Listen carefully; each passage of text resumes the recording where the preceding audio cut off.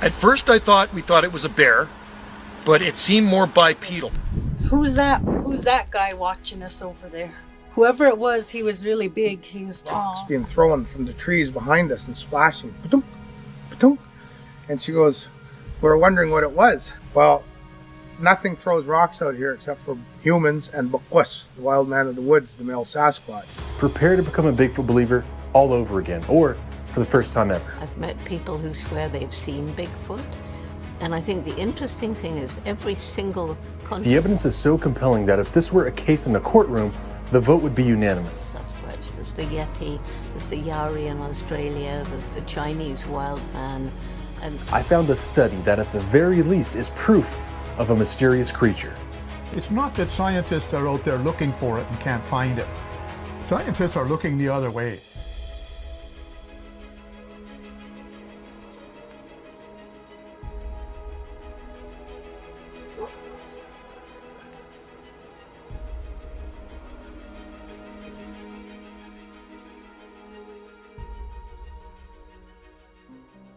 This video really stems from my original video on Bigfoot and whether or not she was real. And I started to think, what if this video never happened? What if Roger Patterson and Bob Gimlin never recorded Patty? Is there still enough evidence to convince people that there really could be a bipedal creature hiding in the forests of North America? So I set out on this quest to find knowledge, and in doing so, I found more than I could have ever imagined I'd find. I found a puzzle that when put together gives us a clear picture of how likely it is that we're sharing the woods with something considered to be a myth. And if you're into myths and legends and cryptids, then I got something that you're gonna love, but more about that later. So before I get ahead of myself, let me put together the theory of what I believe Bigfoot to be, and afterwards, I'll go over the requirements that this creature would have to have in order to exist and the supposed conditions there are. We'll look at how likely these requirements are to exist, taking into consideration other animals that we know do exist and already do these things. And lastly, we'll take a look at some video and photo evidence that has come out in more recent years, and this does not include the Patterson-Gimlin film. Also, just for kicks and giggles, I'm going to add a list of professionals that believe in Bigfoot, or at the least, are open to the possibility of it existing as well. A lot of us believers catch a lot of flack because they think that there's no formally educated people that would actually consider this a possibility, when that's not the case at all. But even if we go through all of this information and you still find yourself doubting, I have one final piece of evidence that is so incredible, it might as well be the nail in the coffin to this whole Bigfoot phenomenon.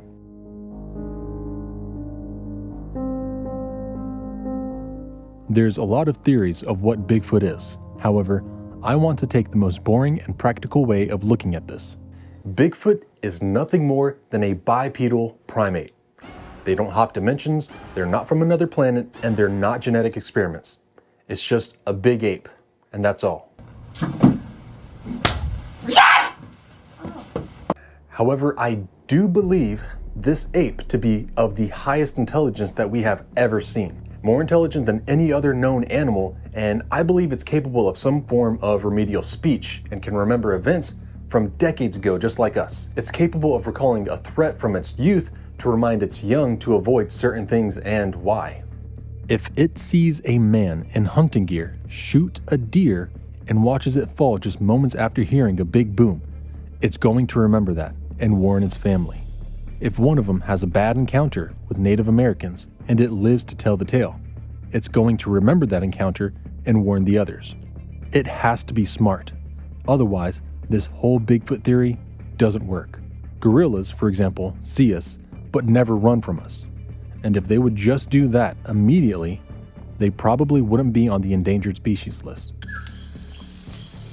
So with all of this being said, I believe Bigfoot to be a form of Gigantopithecus, or at least an ancient ape that we have yet to discover that is similar to the Gigantopithecus. A giant extinct ape, but one that we've never seen a full skeleton of. And because we've never seen its full skeleton, we really don't know if this animal walked on 2 legs or 4. All the known great apes are true quadrupeds, but are still capable of walking upright. So now the mystery is, how did an extinct 7 to 8 foot tall ape manage to make its way from Asia to North America, and also has managed to elude discovery all the way into the 21st century? Well, This is where the fun begins. This is where the fun begins. So first off, I know a lot of non-believers would say that if a big monkey was walking around the woods, they would have seen them. And I think this would be true if they were just big dumb apes. Now, no offense to any of you gorillas or chimps that may be watching out there, but you're smart, but you're not human smart. Oh, man.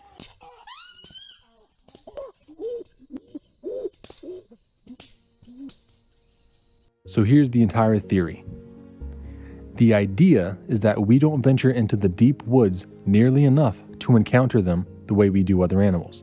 Along with this idea is that they are not just big dumb animals that see us and respect us as if it were a gorilla. We can go out and walk amongst gorillas or orangutans and they leave us alone for the most part. But these apes are much smarter than gorillas. It's kind of like that analogy Muhammad Ali gives about snakes.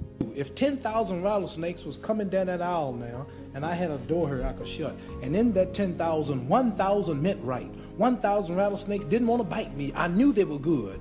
Should I let all these rattlesnakes come down, hoping that 1,000 get together and form a shield?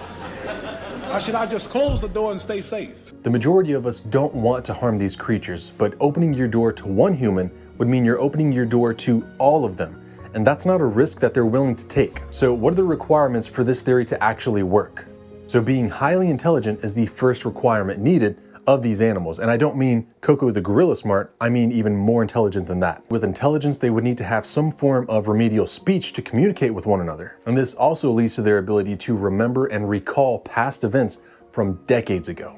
You connect all of these things with the ordinary animalistic experience of living in the wild, and you have yourself a Bigfoot capable of telling others to avoid us and why it should avoid us. So if you put all of this together, all it would require is a tall bipedal primate with a brain more attuned to foresight and recollection paired with very, very basic speech capabilities, which means something like, "This thing bad.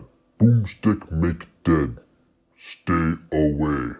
And this isn't even that impossible. In fact, animals are capable of this type of communication already. Crows are one of our best examples of wild animals and their ability to communicate with one another. They will tell other crows about food sources and mean people to avoid. So the idea that a large animal would be capable of the same ability is not so far-fetched. It literally has been observed happening. Just basic communication alone happens with gorillas, chimps, bees, Egyptian fruit bats, and even sign language with ravens. This is not unheard of.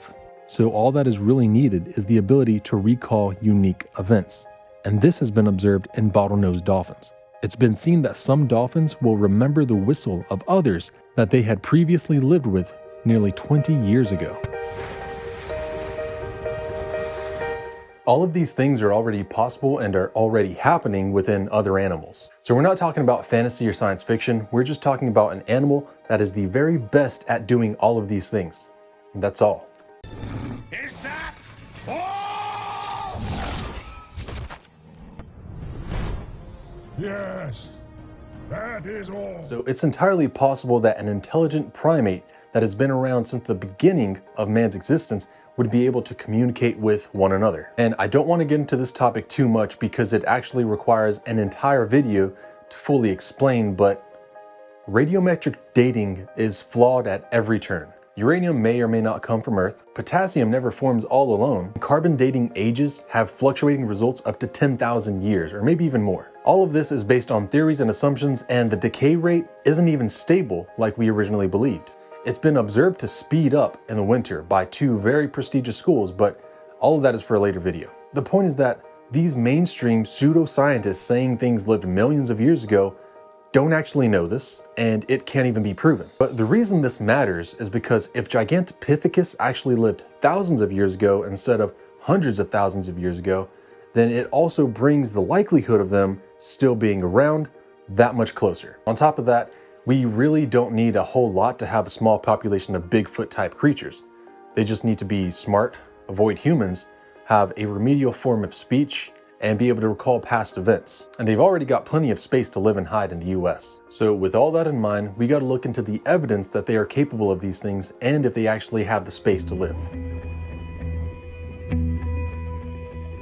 As a preface to this portion, There are pieces of evidence that I'm just accepting without looking into the validity of it. There's some things I don't fully believe in, but I'm going to mention that when I get to it. So what is the evidence that these creatures are smart and capable of speech, and therefore capable of telling their juveniles to avoid us? Samurai chatter, which we just so happen to have some audio of, and to be honest, I personally don't fully buy into this. This really just sounds like a guy out in the woods making noise in the distance. People claim no animal that lives here or human can make these noises, but I used to be a musician, and part of that was practicing to sing. I'm not going to attempt that here because I prefer to not make your ears bleed, but we as humans are capable of incredible vocal feats. For example,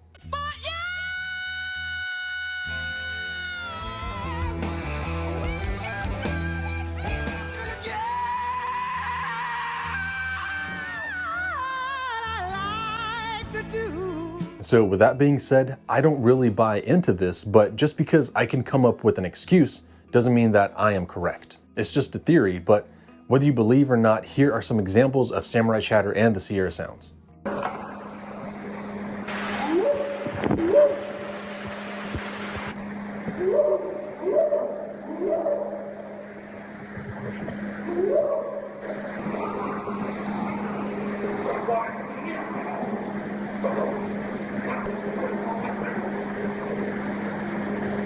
Which one's off this?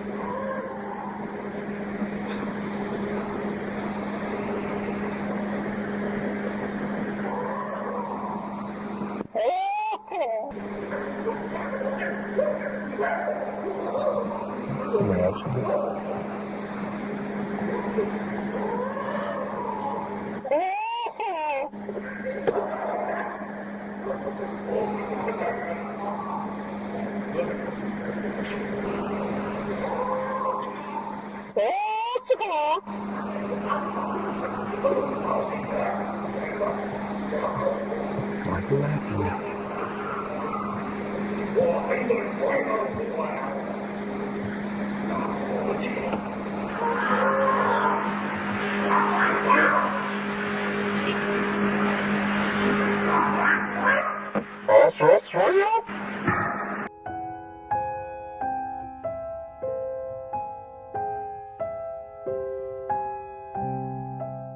So if these are real sounds of Bigfoots, big feet, Bigfoot, if these are real, then it's entirely possible that this large ape would be capable of remedially refined speech. And before we move on to the next piece of evidence, I want to be sure that it's very clear. When we find fossilized bones, we have no idea how their soft tissue looks. We can make assumptions and have ideas about it based on similar animals we do know of, but in reality, it's all just speculative. None of it is factually true. So when it comes to what a Gigantopithecus looks like and how its lips are able to move, we truly don't know. This could be an ape making complex vocalizations or something else. And somehow the idea that this noise could be a human out there doesn't make it any better. So this would mean that they're smart enough to create these strange vocalizations and probably capable of some form of remedial speech. This would be the reason that they avoid us like the plague, because they know that we're dangerous. They've seen us shoot animals with a stick and then wear their skin on our bodies. Does that not sound like the basis for a horror movie? So those 4 things are taken care of and are absolutely possible. But the last bit is a little bit more complicated. The next piece of evidence is just purely the vastness of North America's wilderness, which includes Canada as well, but the math that I did in preparation for this was only for the United States. So also I want to point this out. In my video on why we don't see them based on the Patterson-Gimlin film, I referenced that Georgia has 1 million deer, and we don't see them all that often, considering that there's 1 million of them. And to that, a lot of people came out with stuff like, what? I see deer all the time on walks in the woods.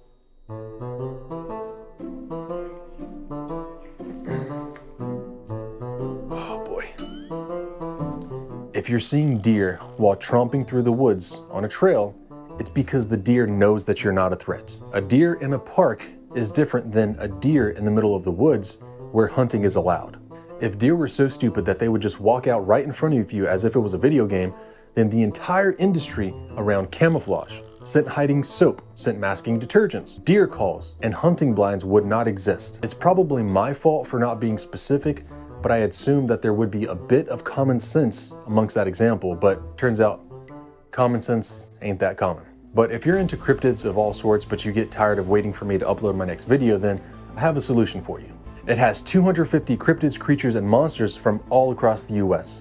While my day-to-day life consists of housework, work, and taking care of my baby boy, it gets difficult for me to keep up with all of this while looking for new cryptids. When I found this here, it helped me so much on my 50 States and Monsters Part 2 video. And if you're interested in what there's said to be in your neck of the woods, then Chasing America's Monsters is definitely worth the read. If you use the link in the description, then it helps push the channel forward, and that's always appreciated. But if reading isn't your thing, then let's move on to the information about the force in the United States, and then the nail in the coffin shortly after. So if you don't like math, you may want to start liking math, because it's a part of what makes this section so convincing. I kinda enjoy this because it puts everything into perspective. It helps visualize the actual massive scope of the wilderness and the United States. So it's safe to assume that these animals are clearly more intelligent than any other known species of animal that we have ever encountered during our time here on Earth, and that they're capable of things that plenty of other animals are known to be capable of doing. When you put it into perspective, they're not that special. However, if these things are being said to be between 6 feet and 7 feet, even 10 feet tall, how is it possible that they can hide in the woods of the United States? Well, plainly put, the wilderness is massive. Now, you may think that you understand this, but you probably don't. There's a total of 806 wilderness areas left in the US. And while you may be wondering why that's so low, these areas are not like your neighborhood parks. There's anywhere between 109 million and 111 million acres of wilderness, but we'll just say 110 to make the math I do a little bit easier. So one single acre is 43,560 square feet. And to put that into perspective, that means you could fit 16 to 17 Taco Bells into a single acre if they're flushed together, or just under a football field's worth if that's better. One football field is about 1.3 acres. And to give you more math that you didn't ask for, that would mean we have 85,615,384 football fields worth of wilderness that can hold all kinds of creeping things. And since we don't have a Bigfoot here to ask about its territory, we'll use information we have on gorillas. Gorillas have a territory that spans 9 to 14 square miles, which means if Bigfoot was twice as big and needed 10 times the space, it would not be a problem. We have about 4.7 trillion square feet of wilderness, and that would mean Bigfoot would only be using about 28 million square feet. Why'd I use feet instead of miles? I like big numbers. So look at how much space a standard $50 trail cam covers. It's not a lot. It gives us about 725 square feet, which does not account for all the trees that would also be in the way. And I know what you're thinking. Oh, well, 725 square feet sounds like a lot. We definitely would have gotten some footage of a Sasquatch by now, but sorry, Charlie, that's not that much space at all. That literally covers 1.25% of an entire football field, not including anything that could disrupt your field of view. You would need about 80 trail cameras to cover the entire football field, and at $50 a pop, that would mean you would have to spend around $4,000 at a minimum just to be able to watch 1.3 acres of land with clear photographic evidence. But wait, it gets better. If you wanted to cover the entire forest of the United States, you would have to spend $338.4 million, $338.4 billion just to see it all. But again, this doesn't account for the bushes, the leaves, the twigs, the branches, and all the other things that would disrupt your field of view. Even if Elon Musk sold everything that he owned, he wouldn't even be able to see everything that's in the woods. It would take Elon Musk and Bill Gates both selling every single watch, house, yacht, boat, plane, and stock that they own in order to view the entire woods of the United States. And that's being generous. We're not factoring in the things that would disrupt their vision of each camera, or the batteries, or the memory cards, or the time that it would take to do this. But still, there's millions of hunters in the world. Surely they have purchased enough to get a picture. Well, assuming they don't care about privacy and want their favorite hunting land invaded and are willing to risk the lives of others by telling everyone about a potentially dangerous animal, how much have hunters bought of trail cams in the last year? Well, in 2022, it was estimated that the entire world purchased around $100 million worth of trail cameras, which would be about 2 million cameras, if they were $50 each. This would only be a single drop to even begin touching the forests of North America. Also, I just want to add that some trail cameras cost hundreds of dollars and still only give you subpar quality in return. These pictures and videos can only capture so much, and it also has to have enough space to store weeks or even months of photos and video. There is far too much land to say that we know all that is out there. And the illusion that man has conquered the earth is childish. Mother Earth is allowing us to live. All it'll take is a few well-timed storms and a few tsunamis to really send us back to the Stone Age. The strength of nature is far beyond anything that we can imagine. Even if we destroy this planet, thousands of years later, the Earth will start to come back to life. Humanity thinks itself invincible, but we're just a flea on the hide of a powerful beast that hasn't scratched the right spot yet. But anyway, back to the numbers. No matter how you cut it, when you do the math, there is way too much land out there that's untouched by humanity for us to know beyond a shadow of a doubt what is and is not out there. And I also forgot to mention this, but trail cameras use infrared sensors that are invisible to us, but visible to some forms of wildlife. They're also obvious that it's there, and you'll often see pictures of animals too curious for their own good, and they go up to inspect the odd box on their favorite peeing tree. Animals are not intelligent like humans, but they are incredibly smart and wise where it really counts. That's why us humans have to use hacks to trick them into thinking we're not there when we are when we go hunting.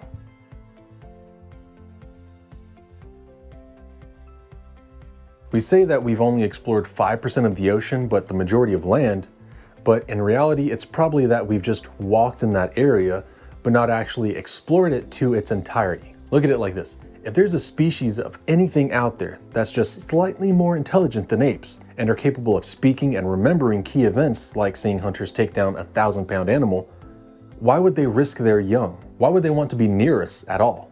This goes for everything people have seen out there.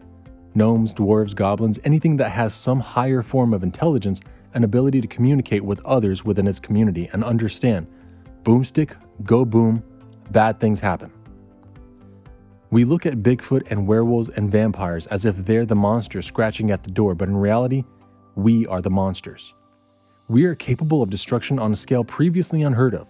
If anything out there understands this, then it knows the best way to survive and take care of its young is by hiding and avoiding the crazy boomsticks the two-footed hairless monsters have.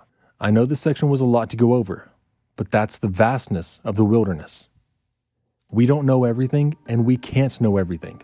It's a lie that's proliferated by the modern-day pseudoscientists that marginalize others that don't go with the flow. And I'm not going to get all political here, but there is such thing as mainstream science that is not even scientific. If you know what I mean, then you know. If not, then let's move on to the last bit.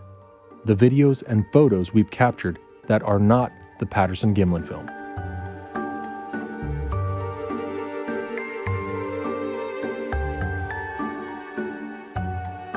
And this is where the fun begins. Again, a lot of naysayers will complain about the lack of new videos and photos, but there's not a lack of photos and videos. They're just not accepted because they go against the non-believers' beliefs, or lack of beliefs. Also, I just want to add this before I bring you these pictures and videos. I'm not saying that every single one of these is real, but if even one of them is, well, I guess this video won't be for nothing.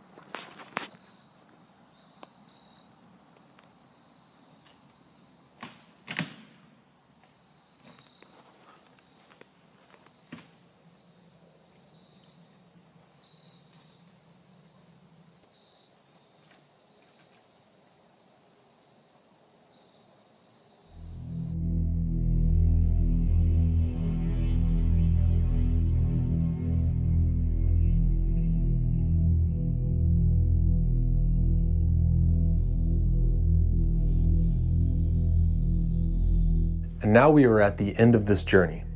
We have known animals that do what my Bigfoot theory states it would need to do. We have a massive wilderness where these animals can hide away from humanity, and we even have some fairly decent videos and photos that point to the possibility of their existence. But even if we didn't have any of that information, there's one final piece of evidence that tells us there is indeed something unknown out there in the woods. This here, for me at least, was the nail in the coffin. And before we get to this final piece of evidence, like I promised, not all Bigfoot believers are YouTubers with amazing hats or people who never went to college. There is a great deal of formally educated people that are believers, or at least open to the idea. I won't go too in depth into these people and their beliefs, but the fact that they are formally educated and have their stance should be somewhat sufficient to silence the toxic naysayers. Not all of you that don't believe are toxic. In fact, most seem to have a healthy objection to this topic, but some that I've seen are just straight up cruel to anyone with a different opinion. If you don't believe and you won't ever believe, and you just want to come here to rag on people that have a different opinion,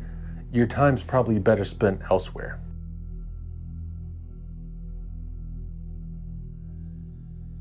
John Bindernagel was a wildlife biologist that acquired his PhD from the University of Wisconsin. Dr. Bindernagel lived in Canada and wrote 2 books on the existence of Sasquatch before passing in 2018. Jeff Meldrum has some of the most impressive accomplishments, having acquired his master's degree in zoology, as well as his PhD for anatomy with a focus on biological anthropology. Dr. Meldrum has published multiple academic papers ranging from vertebrate evolutionary morphology and the emergence of bipedal locomotion in modern humans. However, most likely we all know him because of his belief in Bigfoot. He's spoken at multiple conferences and is no stranger to the Patterson-Gimlin film, stating that the arch in its foot as it walks makes it another reason that this is impossible to hoax.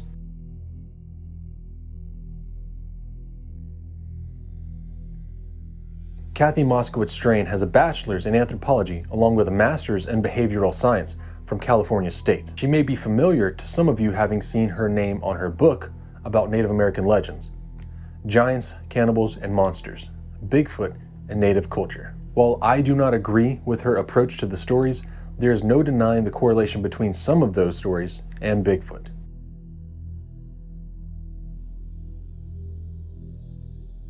Grover Krantz got a master's degree at the University of California in Berkeley. He performed extensive research on topics pertaining to Homo erectus ramapithecus and has knowledge throughout all human evolution. This guy could literally have an entire video dedicated to him. He has done so much and is honestly a legend in his field. Sadly, he passed away in 2001. But without getting into too much of what he did, look at it like this. He is Neil deGrasse Tyson if Neil deGrasse Tyson was an astronaut. Grover Krantz was incredible. And now I just want to mention a couple of other people that are open to the possibility but not full-on believers. Dr. Floyd Hayes. Dr. Floyd Hayes has a PhD in biology and has a neutral stance with the Bigfoot topic, as well as Jane Goodall. Jane Goodall needs no introduction and has said that she would not be surprised if Bigfoot turned out to be real. These two are here to show that they are also extremely experienced individuals who do not toss the idea of Bigfoot into the garbage as if it was just some hokey superstition. Believers catch a lot of flack, and there's always going to be those people who refuse to believe until a body is brought in, but just know that if you do believe in Bigfoot, you're not alone. A lot of very well-educated people also believe in its existence, and this isn't even everyone that's ever been on a show professing their belief. These are just the most well-known people that I could find after searching for about 10 minutes. So now we come to the nail in the coffin. The study that should have made headlines everywhere, but like Dr. Bindernagel said, scientists are not out there looking for it and can't find it. Scientists are looking the other way. So what is this ironclad proof?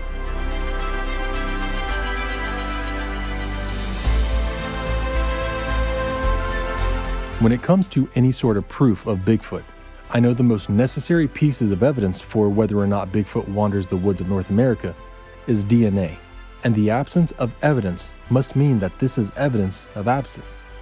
Except, we do have DNA. And more so than that, it's extremely compelling evidence for, at the bare minimum, an unknown, undocumented primate in North America. Scientists took 111 samples of skin tissues, blood, and hair for testing, and all of them are said to be from Sasquatches of multiple different areas. However, it should be noted that the scientists that were testing the DNA did not know this until afterwards. So the samples they gathered were from 14 of the United States and 12 Canadian provinces, and this is what they had to say about it. According to Ketchum, the mitochondrial DNA was clearly human, but the nuclear DNA showed a mix of human and primate features. Mitochondrial DNA is only provided through one's maternal line, while nuclear DNA is a mix of both maternal and paternal ancestry, leading Ketchum and her team to theorize that so-called Bigfoot is in fact the offspring of human females with as yet unidentified primates. The team have denied any chance of contamination within the samples. While the 3 Sasquatch nuclear genomes aligned well with one another and showed significant homology to human chromosome 11, the Sasquatch genomes were novel and fell well outside of known ancient hominin as well as ape sequences. Because some of the mtDNA haplogroups found in our Sasquatch samples originated as late as 13,000 years ago, we are hypothesizing that the Sasquatch are human hybrids, the result of males and unknown hominin species crossing with female Homo sapiens.